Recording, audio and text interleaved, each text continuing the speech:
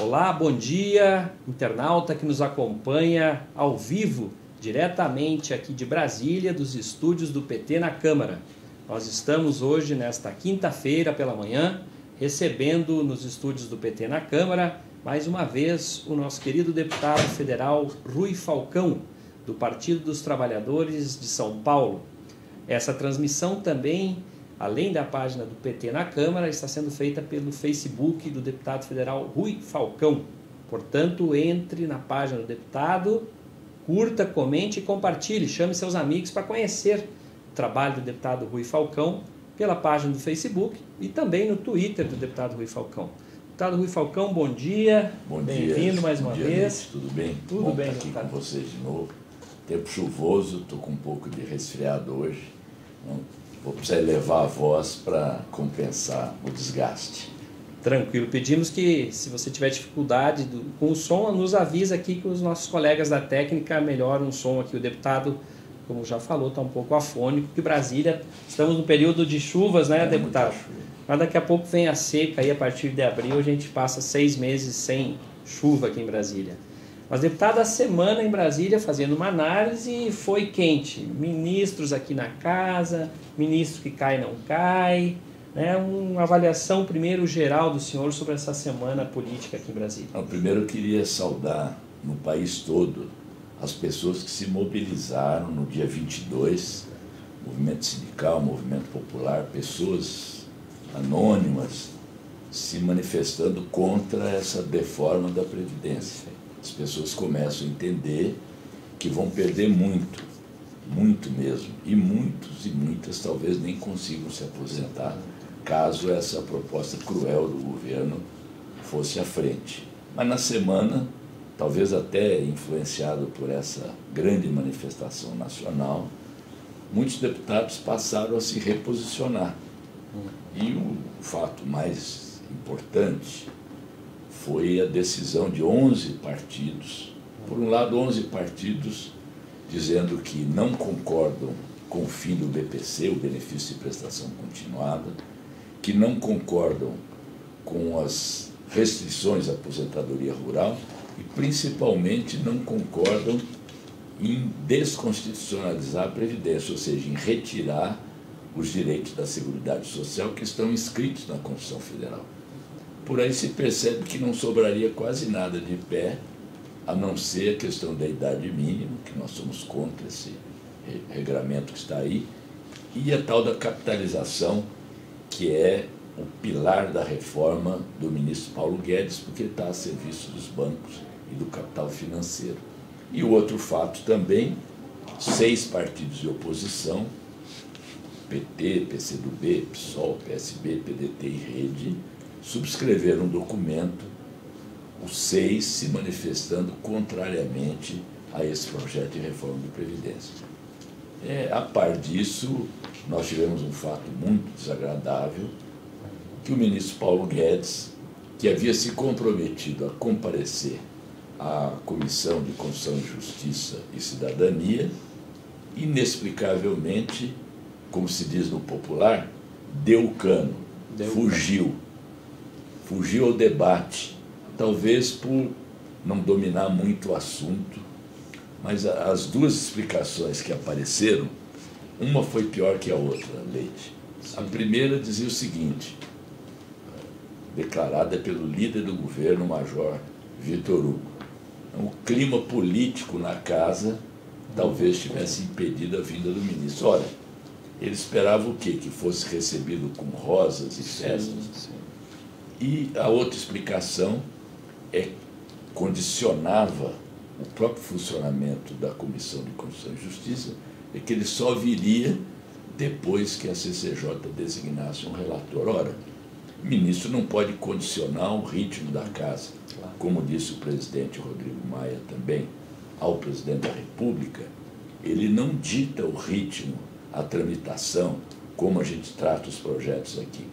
Quem decide isso são os deputados, que se ele foi eleito, nós também fomos eleitos, e a representação popular é dada pela Câmara dos Deputados.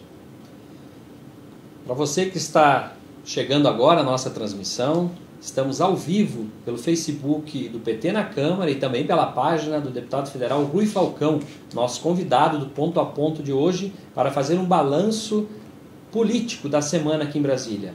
Deputado Rui Falcão, o ministro Guedes de fato não veio à CCJ na semana, na terça-feira, né, conforme tinha acordado com todos os parlamentares, e esteve no Senado ontem. Né, e no Senado, né, também não conseguiu dar explicações convincentes sobre a deforma da Previdência, né, e chegou a dizer que se sofresse uma derrota, né, não era na primeira derrota que deixaria o governo. Esse governo parece uma biruta de aeroporto, né? Não, o curioso é que a sua afirmação inicial é de que se a reforma da Previdência sofresse alguma alteração, ou, como dizer, se fosse desidratada, ele iria embora. Sim. Estava todo mundo torcendo para que isso ocorresse. Mas logo em seguida, ontem no Senado, ele realmente deu essa declaração de que não iria embora após uma primeira derrota. Ou seja, ele já está prenunciando que haverá uma derrota inicial, talvez já pela supressão desses pontos que apareciam como bode na sala para negociar, e já se prepara então para continuar. Tem muito interesse em jogo para que ele resolva ir embora. Ele foi posto ali com essa missão: tentar imprimir projeto de capitalização, acabando com o sistema de compartilhamento, de solidariedade, que, por sinal, isso é outra coisa que eu gostaria de observar. O ministro Fux, do Supremo Tribunal Federal, primeiro disse que retirar determinadas cláusulas da Constituição não pode, porque o capítulo da Seguridade Social, aquele também que consagra o reajuste pelo valor real, são cláusulas pétreas da Constituição. E disse mais, que a escala progressiva para o regime próprio da Previdência, que pode atingir até 22%, poderia ser entendido como confisco e, portanto, também ferindo o princípio da razoabilidade que também está inscrito na Constituição. Então, para além desses aspectos de perda real, de sacrifício para a maioria da população, estão suscitando, inclusive, como a gente dizia desde o início, aspectos de inconstitucionalidade na proposta enviada aqui pelo governo. Para você que está nos assistindo ao vivo pelas páginas do Facebook do deputado federal Rui Falcão, o convidado do Ponto a Ponto de hoje, pelo PT na Câmara, queremos chamar a sua atenção para acompanhar essa transmissão, porque um dos assuntos aqui hoje é a reforma da Previdência, especificamente sobre a sua aposentadoria, que é um tema que nós vamos conversar muito ainda aqui nos programas do PT na Câmara, para que possamos resistir em nível de Brasil contra esta chamada deforma da Previdência. Deputado, acho que é muito importante o que o senhor comentou sobre a capitalização, porque houve um movimento do chamado Centrão, que reúne basicamente em torno de 11 partidos aqui na Câmara, falando o seguinte, que se retirar o BPC e a aposentadoria dos agricultores familiares, eles até votariam a proposta, né, de reforma. E falam também da desconstitucionalização. A desconstitucionalização, perfeito. São três itens, correto. Né? Quer dizer, deputado, a capitalização ficaria igual nesse processo. E eu acho que nós, todos os brasileiros, precisamos ficar atentos ao que é a capitalização, né, deputado? Então, queria dizer uma coisa antes, que assim, o Diese, isso é importante, eu acho, para quem está nos assistindo, o Diese lançou um aplicativo pelo qual cada pessoa pode calcular o que aconteceria com a sua aposentadoria caso a deforma seja aqui aprovada. Então é um exercício interessante, várias simulações, e a perda é muito grande. Inclusive há um cálculo para quem ganha até um salário mínimo e pouco, que haveria a alíquota de 7,5%. A alíquota hoje de 8% cairia para 7,5%.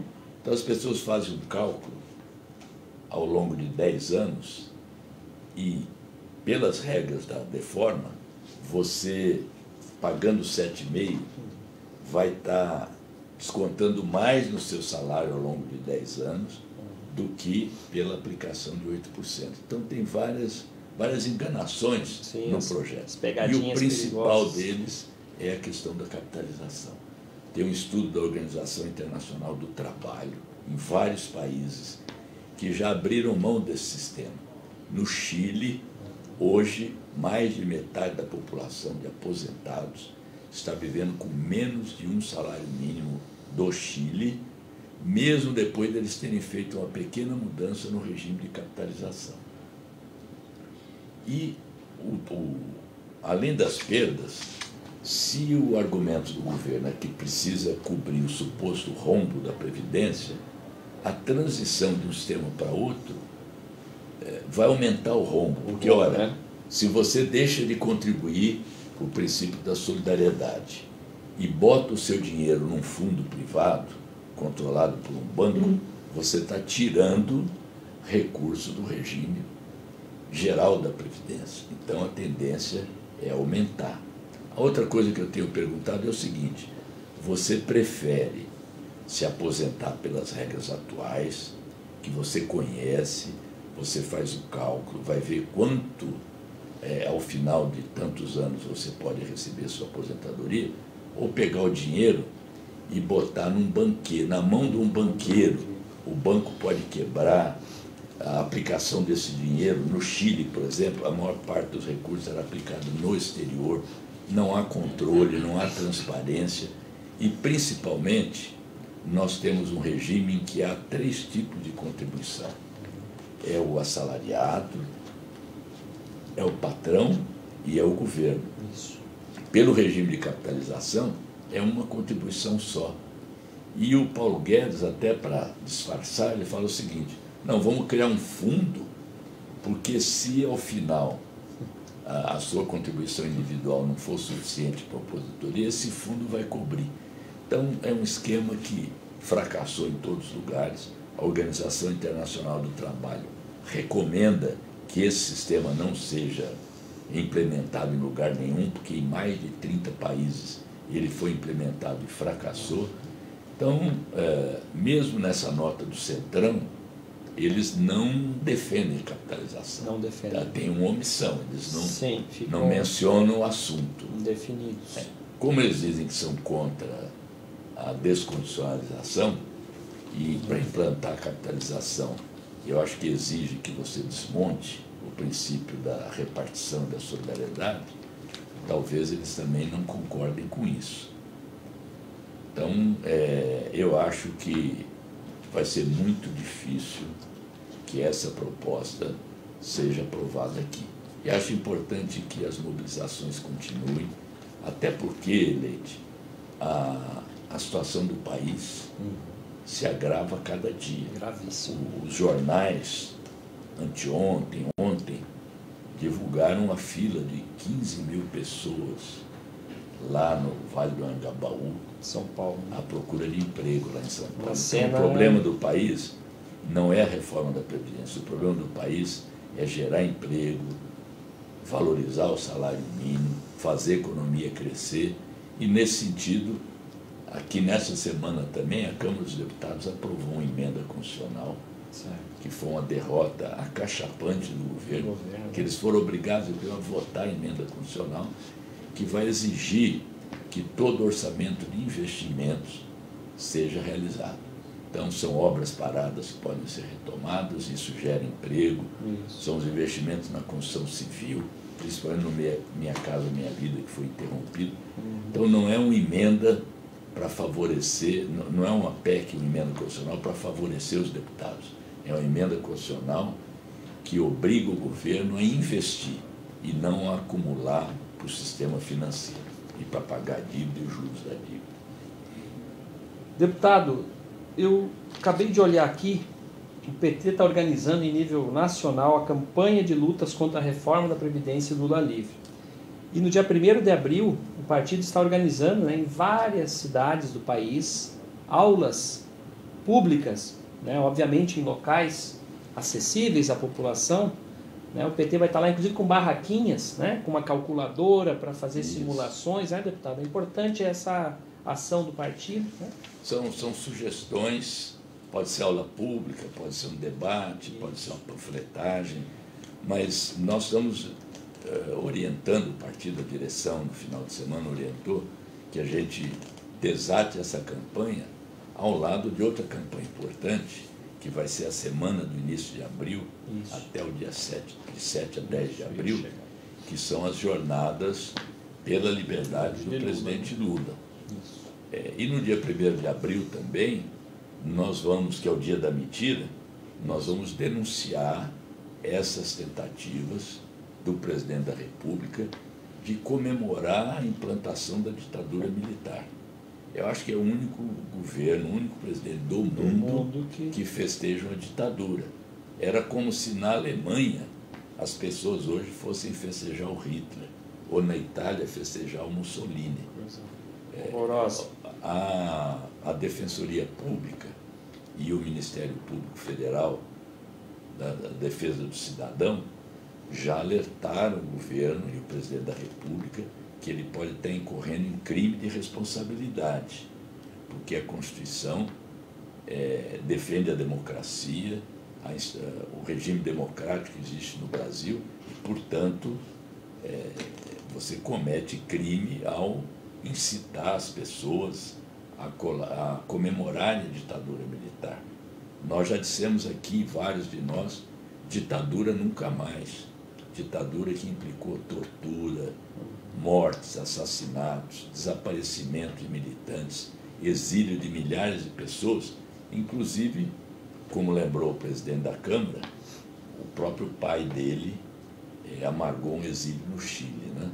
Então, esse começo de abril vai ser bastante movimentado, seja pelas nossas ações aí, de outros partidos também, esclarecendo a população e combatendo essa deforma, como também denunciando os efeitos da ditadura militar e para que nunca mais nós tenhamos algo semelhante aqui no Brasil. E pela liberdade do presidente Lula, que ontem mesmo mais de 400 juristas divulgaram um abaixo-assinado, né, pedindo a libertação do presidente Lula. E os últimos acontecimentos de decisões, a libertação, o habeas corpus para o ex-presidente Temer, para o ex-ministro Moreira Franco, talvez estejam a indicar que é preciso repor a questão da presunção de inocência, o devido processo legal, o amplo direito de defesa, o contraditório, são princípios do direito aos quais o presidente Lula, pelos quais o presidente Lula não foi beneficiado. Além dele não ter cometido crime, não ter nenhuma prova contra ele, vários princípios constitucionais e do direito penal foram violados para que o presidente Lula fosse preso, interditado, proibido de se candidatar, proibido de falar, e chegou o momento de estender a ele o que tem sido acolhido em relação a outros políticos, né? Certo. Nossos internautas estão participando aqui, mandando mensagens, deputado Rui Falcão. A Nina Moisés corrobora o que o senhor tem falado aqui. Precisamos do Lula livre, ele tomará atitudes. A Iralina Manja, Lula livre. Lula e Dilma, os dois melhores presidentes do país, diz a Maria José Fernandes de Aquino. As pessoas não esquecem, né, deputado, dos governos do Lula, da Dilma, nosso né? legado, tudo que foi feito pelo país, que agora, desde o Temer e do golpe de 2016, está sendo desmontado. E as pessoas percebem isso, né? na sua vida material, nos seus desejos, nos seus projetos. O Ciências Sem Fronteiras, que praticamente acabou, Sim. As dificuldades do primeiro emprego, o congelamento dos salários, o desemprego. Tudo isso faz com que mesmo aqueles que na última eleição elegeram Bolsonaro comecem a mudar de opinião. Com certeza. Mas, deputado, nesta semana também o presidente Jair Bolsonaro fez alusão ao golpe militar de 1964, inclusive convocando, né, comemorações né, ao início da ditadura militar no Brasil em 64. E ontem, aqui na Câmara, o ministro das Relações Exteriores, Eduardo Araújo, em uma comissão, teve a capacidade de dizer que não houve golpe militar em 1964. A que ponto chegamos, né, deputado Rui Falcão? Falei aqui do absurdo que é, primeiro, negar a história e, segundo, comemorar uma ditadura. Mas esse ministro é daquela ala de ministros também que acreditam que não há o aquecimento global, que a Terra é plana. Então, eu não sei se realmente as pessoas acreditam nisso, ou se isso faz parte de um marketing para se diferenciar das pessoas comuns.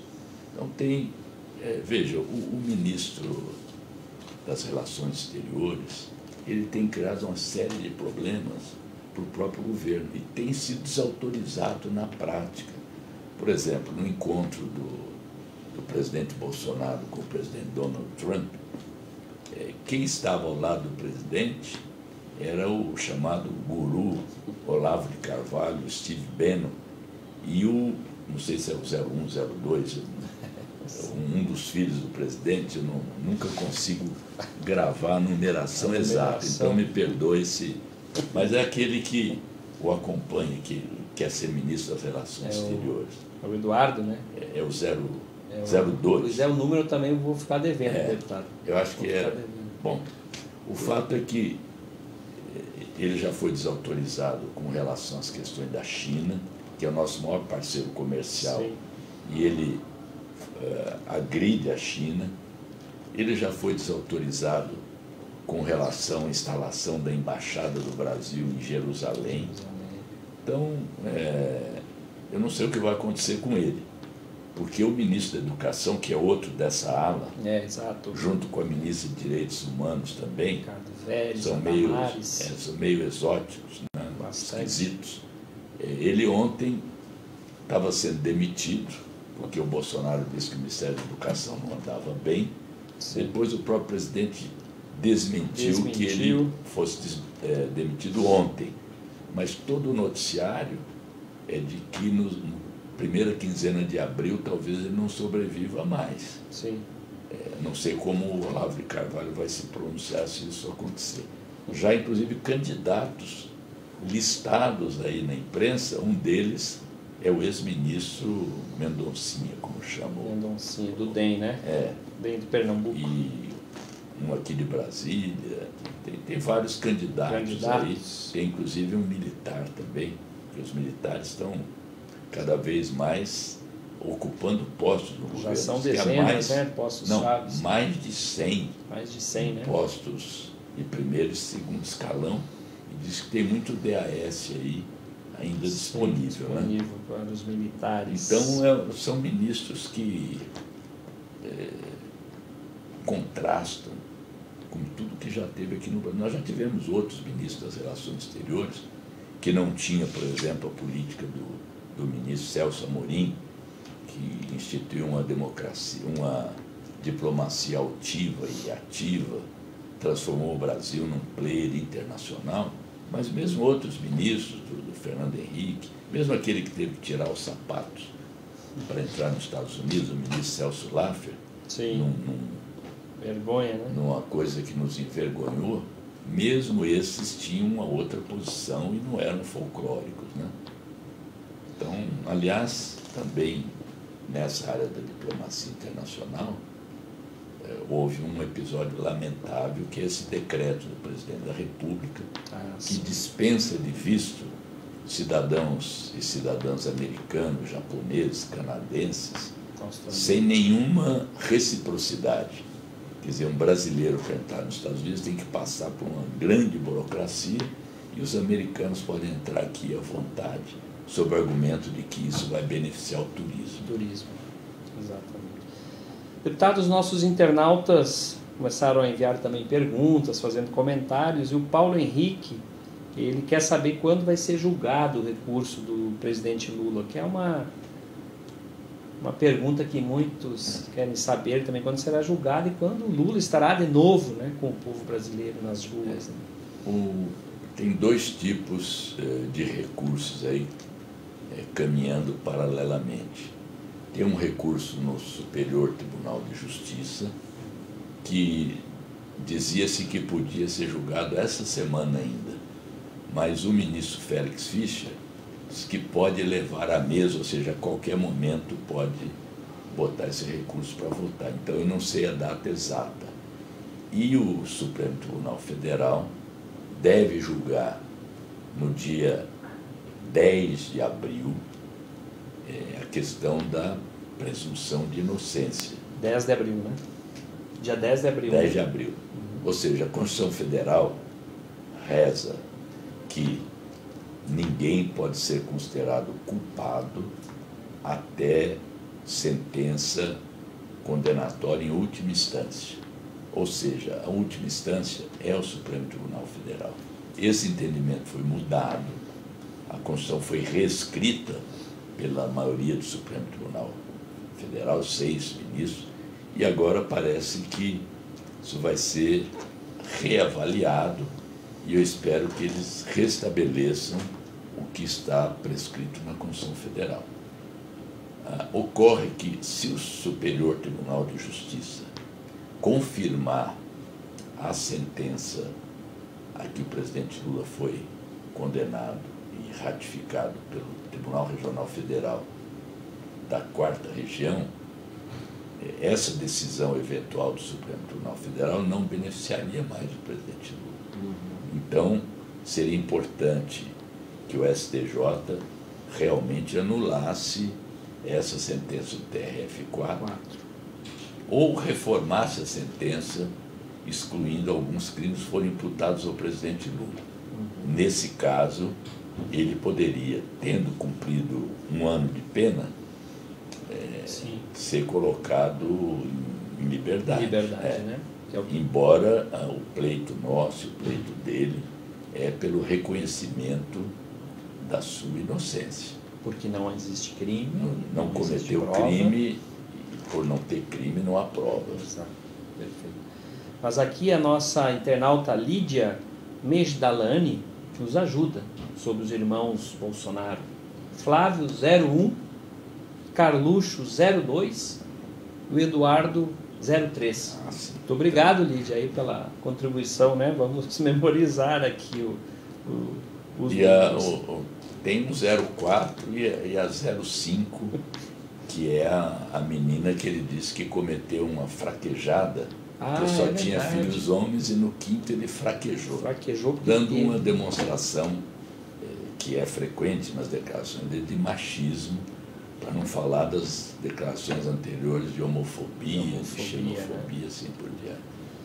Aqui a Helena Maria Firmino do Amaral. Rui Falcão, quero saber do Lula. O deputado acabou de comentar, né, sobre o presidente Lula, né, e também o Paulo Oliveira. Bom dia, Rui Falcão. Ainda bem que temos pessoas como você para nos representar. Paulo Oliveira. Estamos juntos. Obrigado. Lula livre. Obrigado aí, Paulo. Obrigado a todos, né, que estão mandando mensagens. Deputado, o senhor toda sexta-feira, se não me engano, às 6 da tarde, às 18 horas, né? Um bate-papo como esse aqui. Como esse, né? Com a diferença que não tem alguém para interagir. Assim, mas eu interajo com aqueles que mandam perguntas, sugestões. Então, toda sexta-feira, das 18 às 18h30, pelo nosso Facebook. Pelo Facebook do deputado Rui Falcão.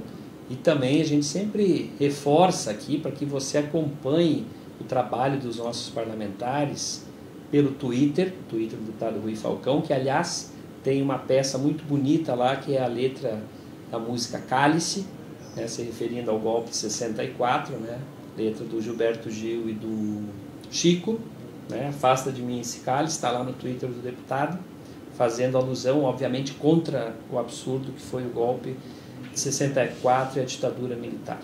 Então entra lá, curte, acompanha o trabalho do deputado Rui Falcão pelas redes sociais. Deputado, eu sei que o senhor tem compromisso, né? Em seguida, se o senhor quiser então já fazer suas... Não, quero aqui agradecer mais uma vez. Você sempre instiga a gente a falar de vários assuntos e domina esses assuntos, acompanha na semana.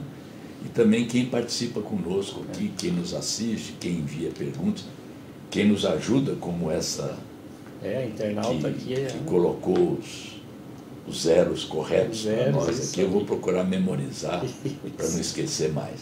Perfeito. Bom dia, boa semana para todos. Então agradecemos mais uma vez a sua audiência nesta quinta pela manhã, diretamente aqui de Brasília. E a nossa programação ao vivo continua. Logo às 11 horas também teremos outro convidado, o deputado Alexandre Padilha, do PT de São Paulo, também estará aqui fazendo sua análise política da semana. Muito obrigado, um bom dia e Lula livre. Lula livre.